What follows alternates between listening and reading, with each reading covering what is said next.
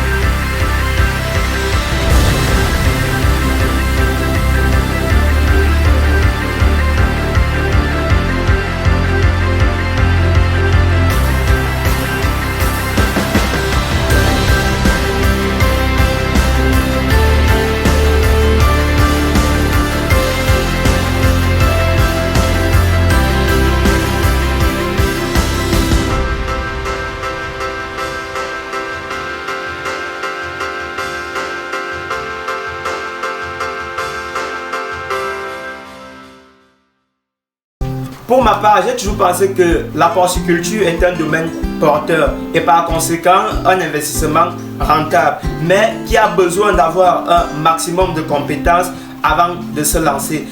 Alors comme tout investissement, nous avons des difficultés, nous avons aussi des avantages en porciculture.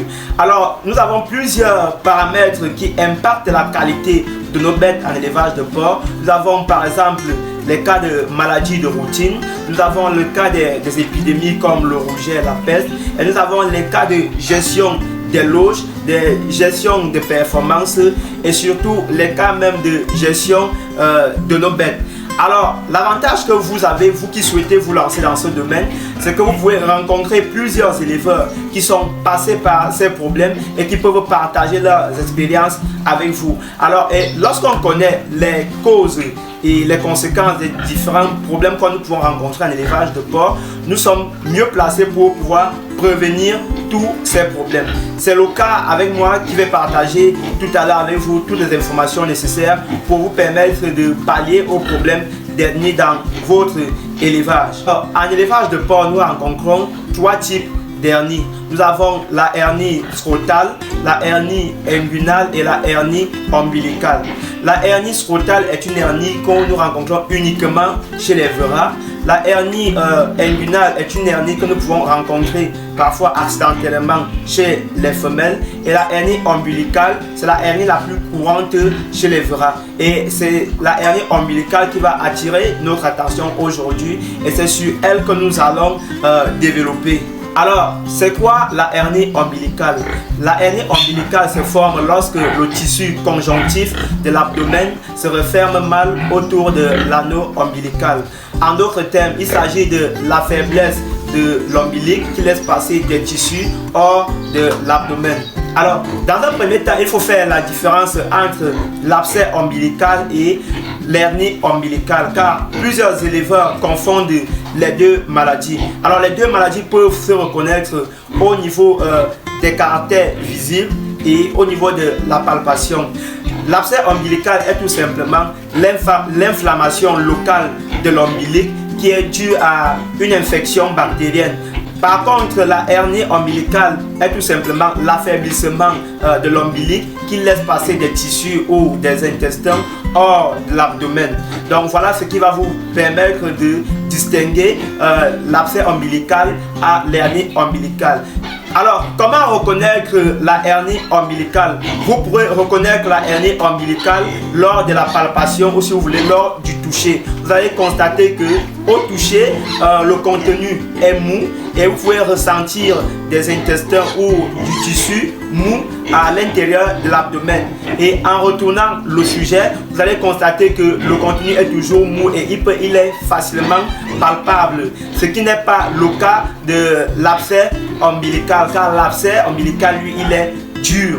Donc voilà comment vous pouvez reconnaître l'abcès ombilical et la hernie ombilicale. Alors, la hernie ombilicale a plusieurs causes. La hernie ombilicale peut être héréditaire, bien que dans la majorité des cas, on constate que la hernie ombilicale est liée à une infection du cordon ombilical.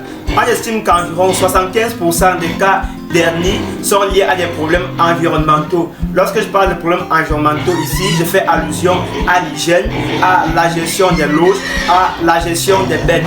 Et 25% des cas d'hernie sont liés à la génétique. Donc, certains cas d'hernie sont transmis au porcelet par des parents qui ont été malades et qui peuvent les transmettre de façon génétique. Donc, alors, quelles sont les conséquences de la hernie ombilicale en élevage de porc? Alors, il est important de préciser qu'un porc qui a la hernie ombilicale n'est pas forcément malade dans le sens propre du terme. Car un porc ayant de la hernie peut être bien engraissé et bien commercialisé sans problème. Car tant que l'excroissance du sujet n'est pas trop développée et que la partie concernée ne s'ouvre pas, l'animal n'en souffre pas. On peut aussi apprécier la qualité de l'hernie au niveau de la grosseur. Tant que l'hernie n'a pas pris une grosseur gigantesque et inquiétante, l'animal peut vivre avec la maladie jusqu'à la commercialisation. La hernie ombilicale cause des problèmes de bien-être et de pertes économiques. Il est important de préciser que même des petites hernies peuvent causer des complications. Au cas où des segments d'intestin se coincent dans le canal hernien et causent une occlusion intestinale, ce qui peut entraîner la mortalité chez le porcelet. En d'autres termes, un porc souffrant de la hernie ombilicale peut mourir au cas où les intestins se coincent à l'intérieur de l'abdomen. Ceci peut entraîner une occlusion intestinale et va forcément entraîner la mort du sujet, car les intestins vont se mélanger à l'intérieur de l'abdomen et le sujet aura des problèmes à respirer et des problèmes à faire circuler le sang. Par conséquent, le porcelet va trouver la mort. Pour le cas des hernies qui touchent le sol, les animaux courent le risque de déchirer l'ossa, ce qui peut entraîner un prolapsus. Alors, de tels animaux doivent être rapidement soit traités ou rapidement abattus afin de limiter les pertes de temps et surtout les pertes d'argent dans votre élevage. Les cas d'hernie peuvent aussi entraîner un problème de gestion d'espace, car les sujets malades souffrant de la hernie ne peuvent pas être mélangés avec les sujets sains. Alors si vous n'avez pas assez de loge, vous comprenez que vous serez confronté à un problème de gestion d'espace. La hernie ombilicale entraîne aussi les problèmes de croissance, car un sujet souffrant d'un cas d'hernie va prendre plus de temps à valoriser ses performances zootechniques qui sont la croissance ou qui peuvent être la reproduction.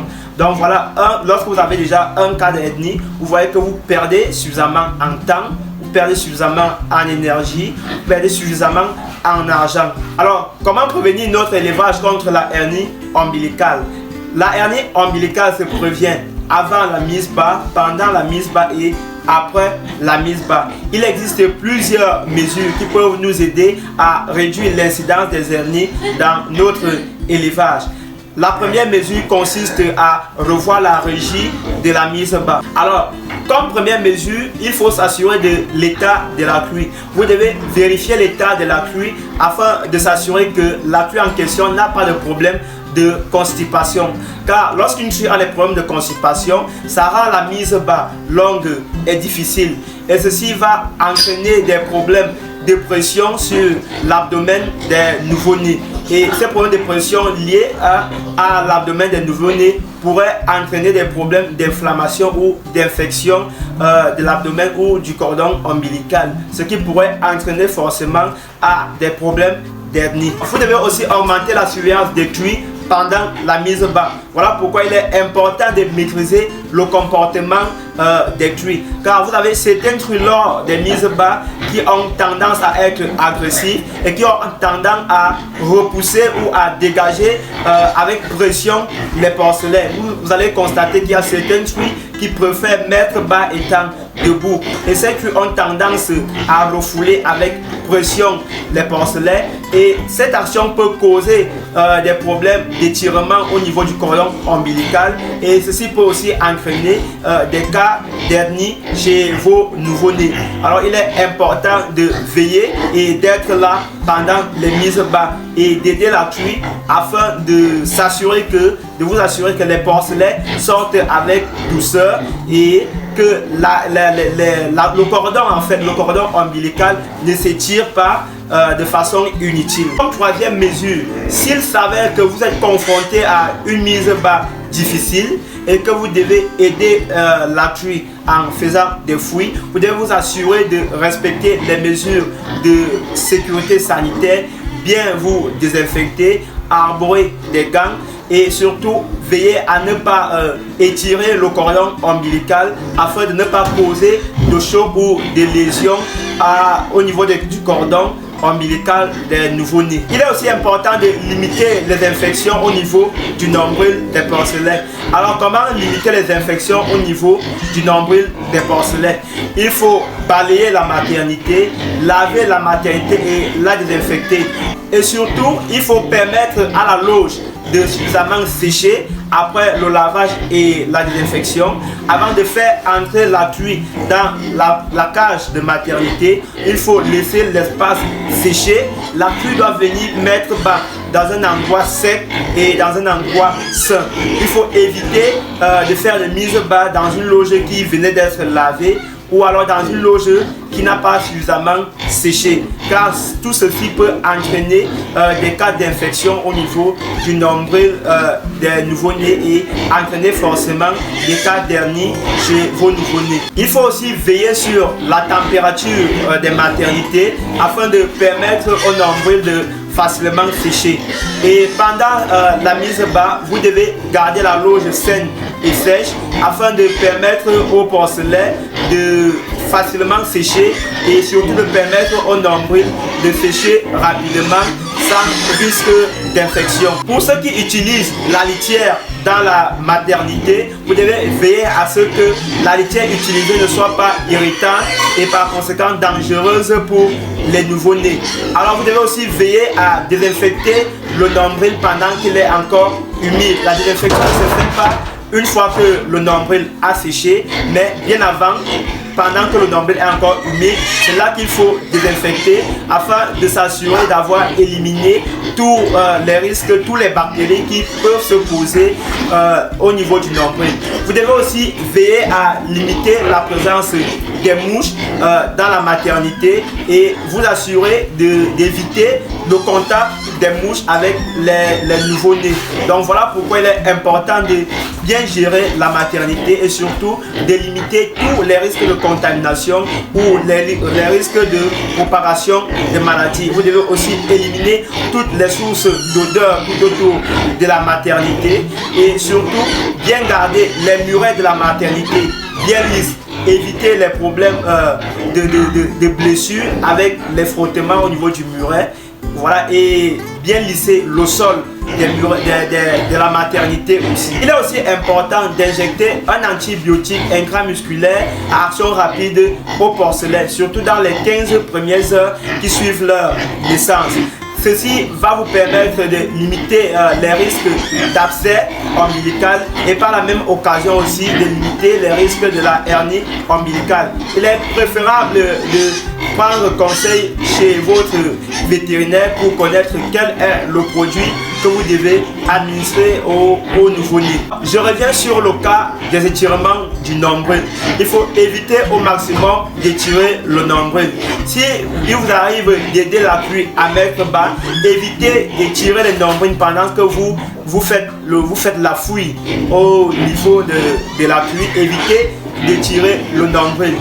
Évitez aussi de couper les cordons avec des instruments qui ne sont pas limés, qui ne sont pas bien limés. Vous devez utiliser des instruments qui sont bien limés, bien aiguisés et qui sont désinfectés au préalable. Et évitez de trop étirer le cordon avant de couper. Vous devez éviter que les porcelets ne têtent les nombrils des autres porcelets. Vous devez éviter de sevrer les porcelets beaucoup trop jeunes et vous devez éviter une mauvaise adaptation des porcelets dans leur milieu de vie. Et par la même occasion, vous devez aussi éviter de donner à vos porcelets du lait reconstitué de façon prolongée. Vous devez aussi veiller à l'environnement des nouveau-nés en limitant toute situation d'empilement ou toute situation pouvant conduire à la pression abdominale au niveau des nouveau-nés. Vous devez aussi vérifier l'environnement en vous assurant de limiter au maximum les variations de température, car les variations de température conduisent toujours aux écrasements et au regroupement des porcelets. Alors qui dit regroupement des porcelets dit forcément écrasement, et qui dit écrasement dit à nouveau pression abdominale au niveau des cordons, des nouveaux-nés qui sont encore fragiles et encore ouverts et qui peuvent forcément donc conduire à des risques d'hernie. Vous devez retenir que en mise bas, la température idéale souhaitée est de 35 degrés. Cette température n'est forcément pas celle qu'il faut dans tout l'espace d'élevage.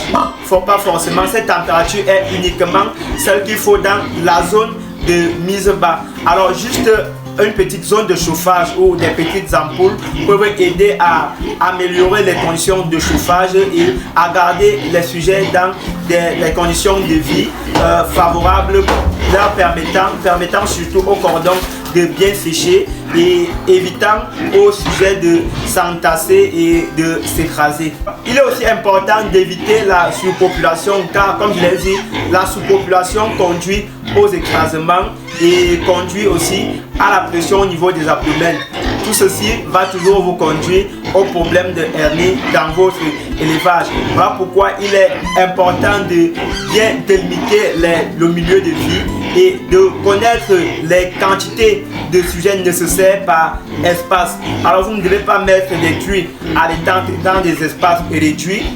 Vous ne devez pas mettre des truies allaitantes dans des espaces trop ouverts.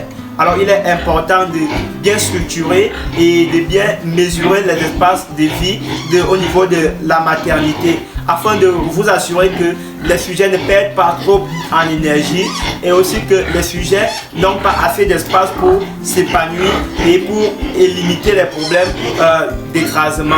Afin de mieux lutter contre les hernies, il est aussi important de vérifier l'hygiène et l'état des installations. Vous devez vérifier l'état des milieux tels que le sol, tels que les lattes, tels que les murets, afin de vous assurer que ces espaces ne sont pas déjà endommagés ou ne sont pas déjà usés. Il faut aussi limiter les cas d'infection en assurant une hygiène adéquate de l'état de propreté des cages et des enclos. Vous devez aussi veiller à vos méthodes de balayage, de lavage, de désinfection et de séchage. Car aucune loge ne doit être lavée sans être séchée, aucune loge ne doit être lavée sans être désinfectée. Alors il est important de veiller au processus que vous utilisez pour assurer que ces milieux, après le lavage et la désinfection, restent bien secs avant de recevoir les nouveaux-nés. Il est aussi important de vérifier ou de s'assurer de l'efficacité des produits ou des désinfectants que vous utilisez dans votre ferme. Et il est aussi important d'avoir une fiche de prophylaxie sanitaire que vous suivez dans votre ferme. La fiche de prophylaxie ici est tout simplement l'ensemble de méthodes que vous mettez en place dans votre élevage pour limiter l'apparition ou la propagation des maladies. Comme dernier aspect visant à limiter l'apparition des ethnies dans votre élevage, il s'agit de l'alimentation, car l'alimentation est aussi un moyen d'apparition des ethnies dans votre élevage. Voilà pourquoi il est important de limiter la présence des mycotoxines dans votre aliment. Alors comment limiter la présence des mycotoxines dans votre aliment? Tout simplement en s'assurant de la qualité des ingrédients que vous utilisez pour la formulation de votre aliment et en s'assurant aussi de la qualité de vos machines, donc de la qualité de propreté des machines que vous utilisez pour confectionner votre aliment. Lorsque je parle de machine ici, je fais allusion au broyeur mélangeur. Il faut de temps en temps l'eau nettoyer afin d'éviter les cas de moisissure qui pourraient infester l'aliment et qui pourraient conduire au problème gastrique forcément chez la cuisse allaitante. Et une fois qu'une cuisse allaitante a des problèmes gastriques ou des problèmes de constipation, cela va rendre sa mise bas longue et forcément des problèmes d'étirement au niveau des porcelains ou alors des problèmes de mauvaise mise bas. Quel est le mode de traitement des hernies dans votre élevage? Alors une fois que vous soupçonnez déjà une présence d'hernie dans votre élevage, la première des choses à faire est de regrouper les sujets malades et de les mettre dans une loge.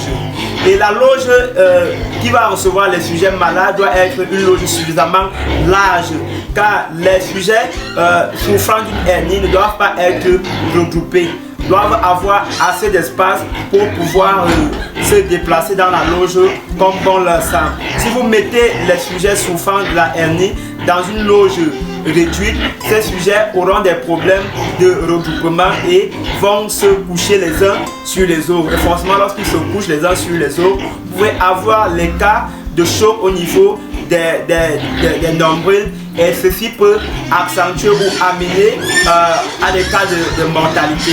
Alors après avoir regroupé les sujets malades dans une loge, vous devez procéder à l'administration des antibiotiques et des anti-inflammatoires.